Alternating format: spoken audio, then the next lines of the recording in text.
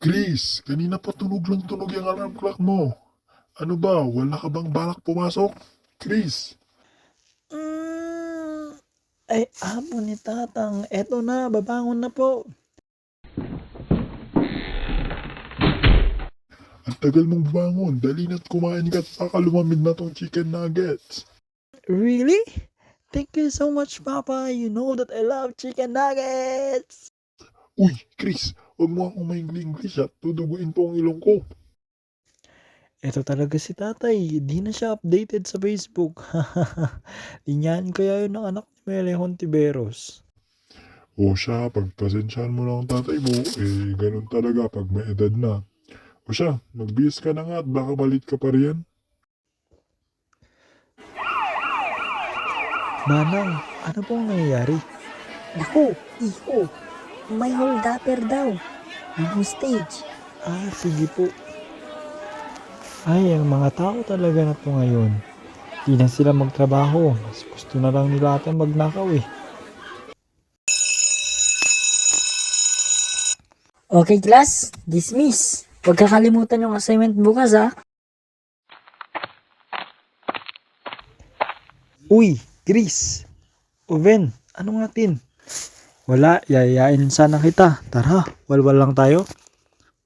Naku, paano ba yan? May assignment pa tayo eh. Tapos, di pa ako nakapagpaalam kay tatay. Ox lang yan. Tara na. Ano ba? Pero, huwag tayo masyado magpagabi ha. O sige ba? Tara.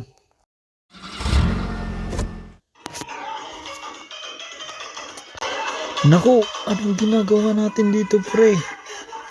Ano ka ba? Di ba gusto mo din mag-enjoy? Sulitin na lang natin. Tsaka nandyan na din naman iba nating classmate. Waiter, alak nga po.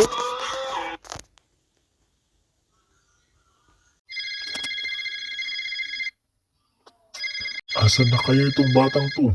Hindi niya sinasagot tong cellphone niya eh. Ooh! Yay! Enjoy na lang natin to pre.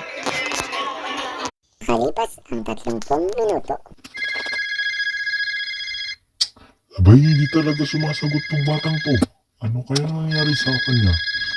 Hindi naman siya nagpaalam sa akin ah. Oy pre, di ba sabi ko naman sa'yo mag-enjoy ka? Ikaw kasi masyado kang takot sa tatay mo.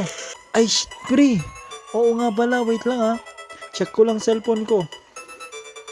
Hays, dami ng tawag ni tatay.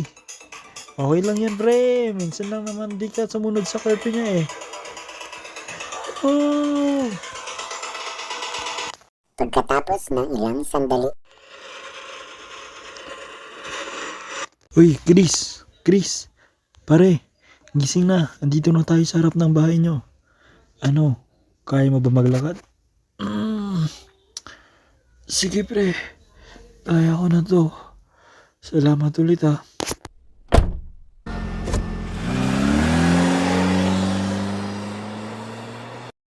Muwing lasing si Chris at napansin ito ng kanyang tatay. At bakit ngayon ka lang, Chris? Lasing ka ba? Ha? Nagkatawaan lang po itay. Anak ng pating. At kailan ka ba natutong maglasing, ha? Minsan lang to tay. Tsaka, sige na, gusto ko nang humiga.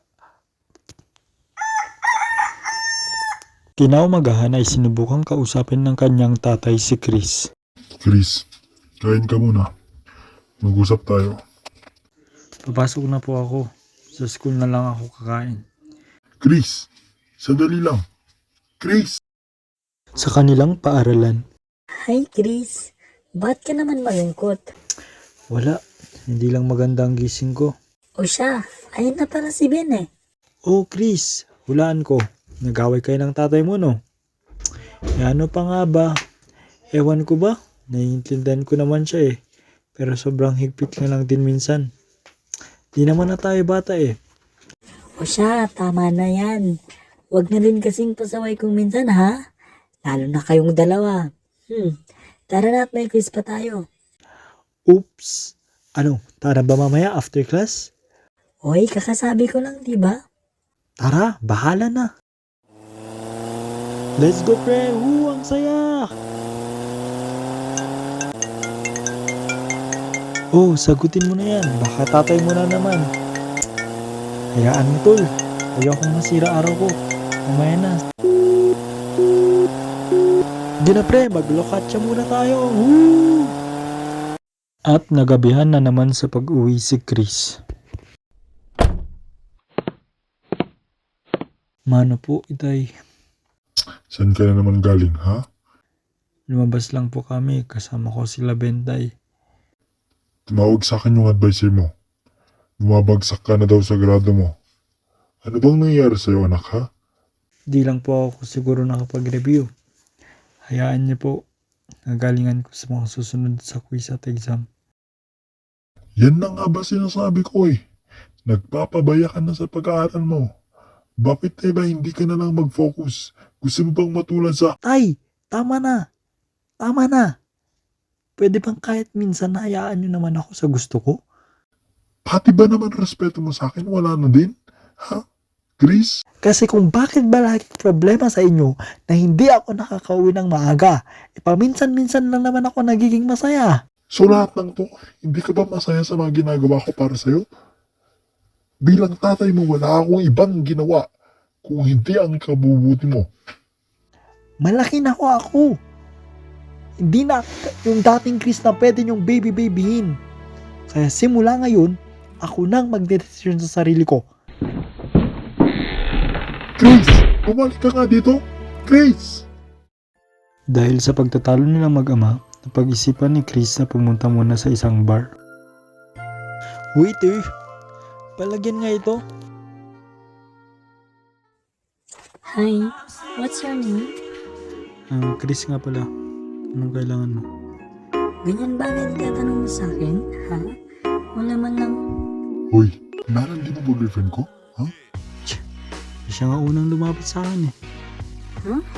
Me? Hindi ha? Siya ang unang humawag sa akin. Parang takadaw ka pala eh. Uy, ano ba yan? Tama na. Bro, Uy, bro, tama na yan, bro. Bro, tama na. humingi kayo ng tulong Bro, natin, tama na bro. yan, bro. Uy, bro, tama. Tumawag na kayo ng ambulansya.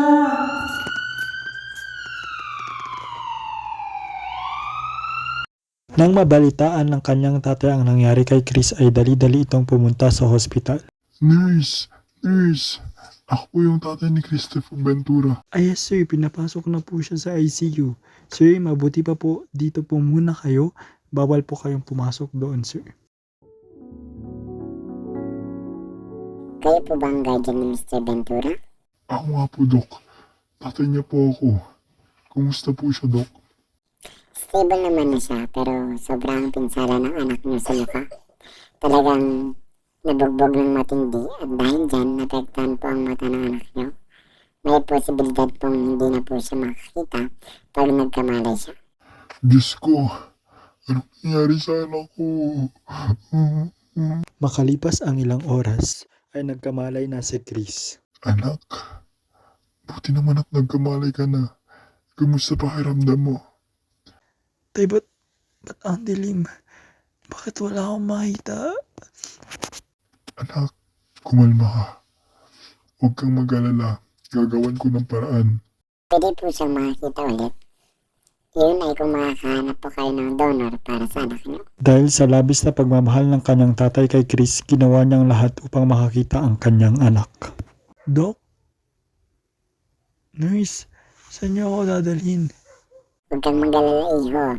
Pagkatapos nito, makakakita ka na. Katapos ng ilang oras ay naging matagumpay nga ang operasyon ni Chris at nabigyan na ito ng bagong mata. Okay, Chris? Iho, tanggalin na natin ang yung bandage ng yung mata, ha? Pero dahan-dahan. Huwag mong idilat ang mata mo ng biglaan, ha? Sige, Dok. Subukan mong sundan itong daliri ko. Nakikita mo ba? Opo, Dok. Salamat po. Nakakita na ulit ako. Akala ko mabubulog na ako. Salamat sa Diyos at may mabuti ang puso na nag-donate ng mata mo para sa'yo. Siya, gusto mo bang makausap? Iwan ko muna kayo, ha? Sige, Dok. Thank you po ulit. Tay, nandyan po pala kayo. Alam niyo ba, sabi ng doktor, may nag-donate daw ng mata para sa akin. Kilala niyo po ba siya? Gusto ko po sanang makausap. Anak, Tay, at saka napansin ko po, ba't pala kayo naka-shade? Parang ngayon lang po kayo nagsuot ng ganyan ah. Saka tay, gusto ko po pala humingi ng pasensya sa managawa ko. Alam ko pong mahal niyo ako kaya niyo ginagawa sa akin yun. Thank you tay ha. At patuloy sa paghanap ng donor paggastos sa operasyon ko. Mahal na mahal ko po kayo. walang anuman anak. Basta para sa'yo, gagawin ko lahat. Kahit kapalit mo na yung pagkabulag ko. Huwag mo lang maranasan ang maging bulag. Ha? Tay? Ikaw ba yung donor ko? Oo anak. Pero huwag kang malulungkot. Masaya si tatay nakakita ka na ulit. Mahal na mahal ka ni tatay. At dito na nagtatapos ang kwentong Pinamagatang Mata.